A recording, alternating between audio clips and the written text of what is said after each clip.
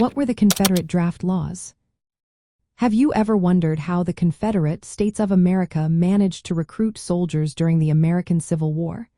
The answer lies in the Confederate draft laws, also known as the Confederate Conscription Acts. These laws were a response to the urgent need for manpower as volunteer enlistments began to decline.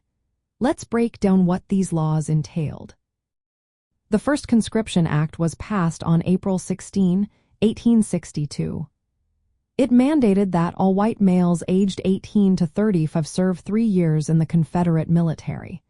As the war progressed, the Second Act was introduced in September 1862, raising the age limit to 45. By February 1864, the Third Act expanded the range even further, requiring men from 17 to 50 years old to serve, and removed the fixed term of service, meaning men could be called up indefinitely. However, not everyone was required to serve. The draft laws included exemptions that allowed certain individuals to avoid military service. Initially, draftees could hire substitutes to take their place, a practice that was heavily criticized for allowing wealthier men to escape service.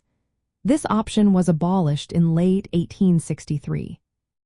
Some occupations were also exempted, including overseers of plantations, to ensure that essential agricultural and industrial production continued.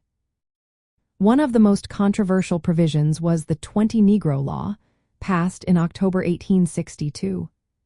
This law allowed one white man per plantation with 20 or more enslaved people to be exempt from service. This was seen as favoring wealthy slaveholders and sparked significant backlash among the population. The draft laws did not come without their challenges. Many people within the Confederacy viewed conscription as an infringement on states' rights and individual freedoms. This led to legal challenges and even violent opposition in some areas.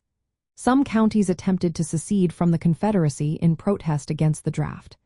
By 1864, enforcement of the draft became increasingly difficult, with widespread draft evasion undermining the Confederate war effort. The laws also allowed regiments to elect their officers, which was an attempt to encourage volunteering. Disputes over the draft often found their way into courts, particularly regarding exemptions and the authority to release men from service. The Confederate government faced a political struggle between those who wanted a strong central authority to preserve the Confederacy and those who defended states' rights. In summary, the Confederate draft laws were a significant yet contentious measure aimed at supplying soldiers for the Confederate Army. They highlighted the tension between the need for centralized military power and the Confederacy's emphasis on states' rights and individual liberties.